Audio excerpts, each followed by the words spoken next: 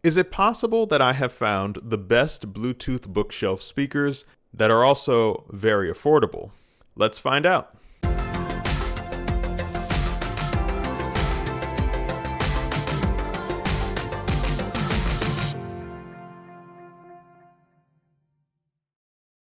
Welcome back to the channel.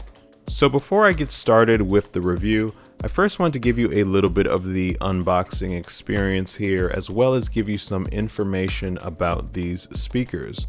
Now these are Majority D40X Bluetooth Bookshelf speakers. They retail for about $100. They feature a Kevlar yellow speaker cone.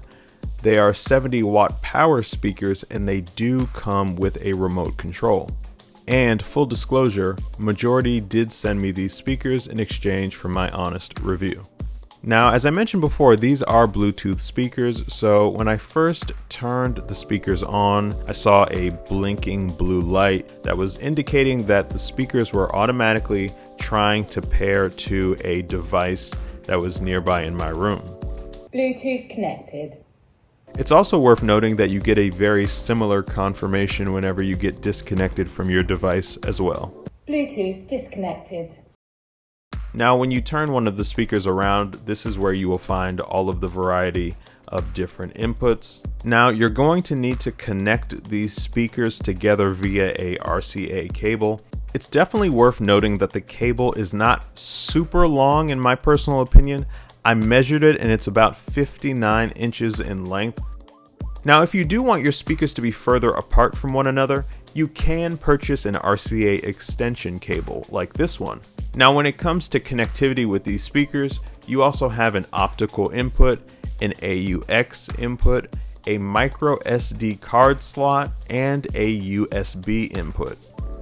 One of the things I really like about these speakers is that they do come with a remote control, and it feels pretty good in the hand. One of the things I really like is the ability to be able to control the bass and the treble. Just like volume control buttons, we have the ability to be able to turn up or down the treble and turn up or down the bass. Now, one of the negative things I would say about using the remote control is that there is no visual feedback when it comes to anything that you press. There's no LCD screen on the speaker, for example, that's going to give you an indication of the bass setting that you have set or the treble setting that you have set. So there is going to be kind of a trial and error, for lack of a better word, feeling to it. I think if there is one thing that I could change from an aesthetic point of view, I would love to be able to know exactly what my settings are when I set them with the remote. There's also controls on the speaker itself, so you have the ability to be able to change the mode setting, and you can also plug in a set of headphones if you want to be able to listen to your music that way as well. Now, as far as the sound goes, I have to say that I'm pretty impressed with what I heard.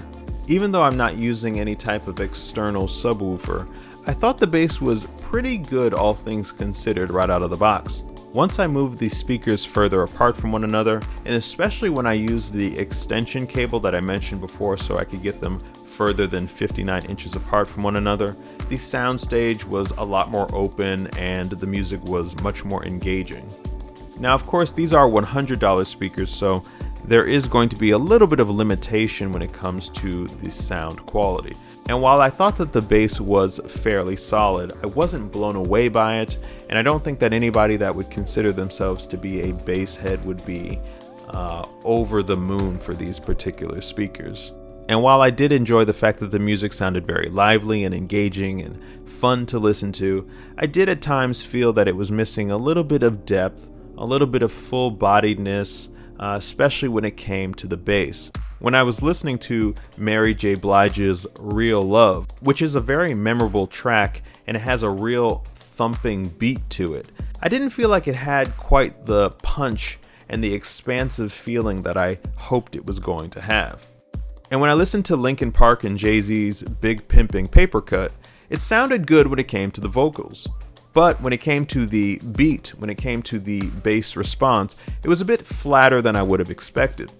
If you listen to mostly hip hop or rock music or metal music, and you really want that room shaking bass, I think it's possible that you could be a little bit disappointed here. Now with that said, it wasn't all bad at all. When I listened to Kendrick Lamar's Not Like Us, it sounded really good, including the bass. Psst, I see dead people. Now on the other end of the spectrum is how these speakers handle treble, and I think it does a really impressive job for $100 speakers. If you listen to a lot of pop music or instrumental music or R&B music or country music, anything where there's an emphasis more on instruments or vocalists, I think you're actually going to be really happy. I thought instrument separation was pretty good, and anytime I was listening to a really good vocalist, I was impressed at how good the speakers were able to give me a really immersive experience when I was listening to the music. These speakers are only about 9 inches tall, so I was impressed at how big of a sound they were able to output despite coming in a fairly compact size. Now, the front of these speakers do have a very shiny black finish, and I was really worried that touching them a lot would lead to a whole bunch of fingerprints being on the surface. So to my surprise, I really am happy to say that touching the surface of these speakers in my testing here didn't lead to a whole bunch of fingerprints on the front. So there's something that they've done with how they've protected the surface here that keeps them free from fingerprints, at least in my testing. So really happy to see that. Now, because these are Bluetooth speakers, you can use these with a Bluetooth turntable as well. If you had a Bluetooth enabled turntable like this Arc Rocket turntable that you see here, and you wanted to play your records on the turntable but have the sound come out of these Majority speakers, you could do just that. You could turn your turntable setting to Bluetooth mode, then you could pair your turntable to these Majority speakers, and then when you drop the stylus onto the groove of the record, the music will not come through the internal speakers of your turntable. Instead, they will come through your Majority Bookshelf speakers. So overall, I really did enjoy my time using these speakers by Majority. If you're somebody that doesn't want to break the bank when it comes to speakers, and you also want to have the flexibility of being able to connect to all of your devices and listen to your music that way, or you actually have a turntable that you would like to connect via a Bluetooth connection and listen to your music through a bigger set of speakers than the ones that come built into your turntable, I think that these Majority speakers will give you a great deal of flexibility, which will help you enjoy your music all the more. And if you are interested in purchasing these speakers, I will leave a link below in the description for you to be able to do so. It is an affiliate link, and I will earn a small commission on your purchase, but it will be at no additional cost to you. If you enjoyed this video, please hit the like button down below. I always appreciate it when you do that. And don't forget to hit the subscribe button as well if you want to be alerted whenever a new video drops. Hopefully you found this video to be helpful. Thank you very much for watching. I will see you in the next video. And as always, stay devoted to vinyl.